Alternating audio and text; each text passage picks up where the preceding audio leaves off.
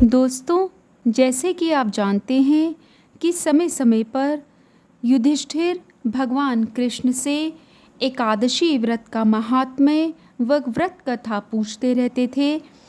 आइए जानते हैं हमारे शास्त्रों में दिया हुआ वह वार्तालाप जो युधिष्ठिर और भगवान श्री कृष्ण के बीच में था, और वह था वैशाख मास के कृष्ण पक्ष की वरुथिनी नाम की एकादशी के बारे में। युधिष्ठिर ने पूछा, वासुदेव, आपको नमस्कार है। वैशाख मास के कृष्ण पक्ष में किस नाम की एकादशी होती है, उसकी महिमा बताइए। भगवान श्री कृष्ण बोले, राजन, वैशाख कृष्ण पक्ष की एकादशी वरुथिनी के नाम से प्रसिद्ध है। यह इस लोक और परलोक में भी सौभाग्य प्रदान करने वाली है।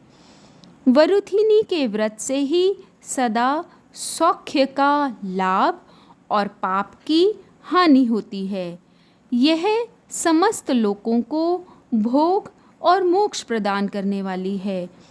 वरुथिनी के ही व्रत से मानधाता तथा धुंधुमार आदि अन्य अनेक राजा स्वर्ग लोक को प्राप्त हुए हैं।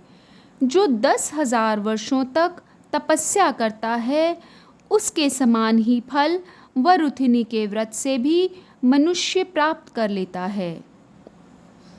नृपश्रेष्ठ, घोड़े के दान से हाथी का दान श्रेष्ठ है।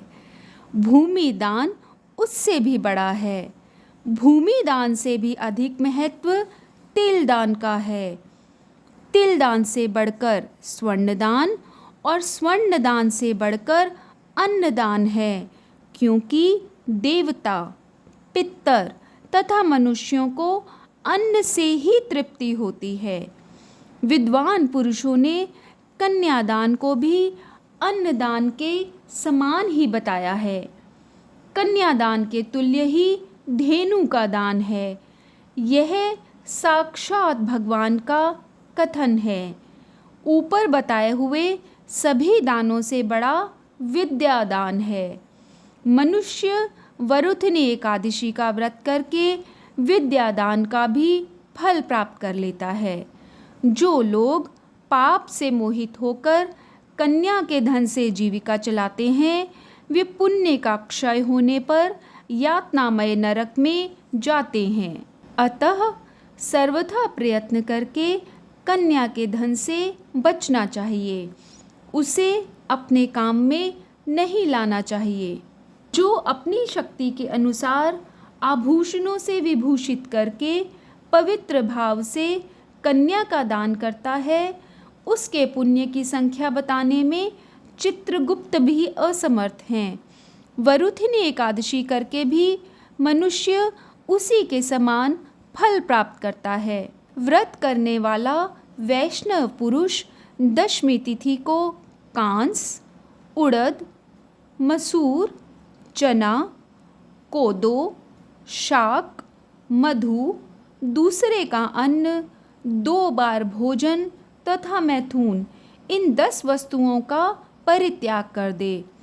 एकादशी को जुआ खेलना, नींद लेना, पान खाना, दातुन करना, दूसरे की निंदा करना, चुगली करना, चोरी, हिंसा, मैथुन, क्रोध तथा असत्य भाषण, इन 11 बातों को त्याग दे।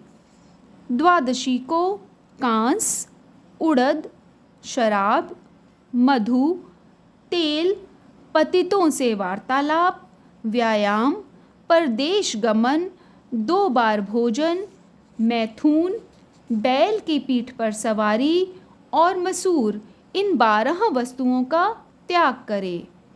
राजन, इस विधि से वरुथिनी एकादशी की जाती है। रात को जागरण करके जो भगवान मधुसूदन का पूजन करते हैं, वे सब पापों से मुक्त हो परम गति को प्राप्त होते हैं। अतः पाप भीरु मनुष्यों को पूर्ण प्रयत्न करके इस एकादशी का व्रत करना चाहिए। यमराज से डरने वाला मनुष्य अवश्य वरुथिनी का व्रत करे।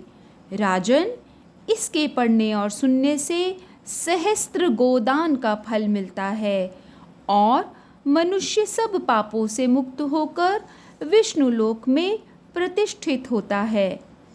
दोस्तों, तो यह था वरुथिनी एकादशी के व्रत का महात्म्य।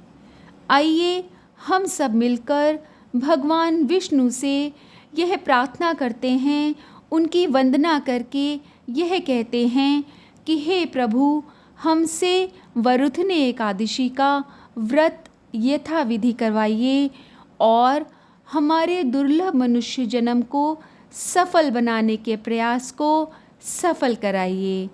आप सबका शुभ हो। ओम नमो भगवते वासुदेवाय।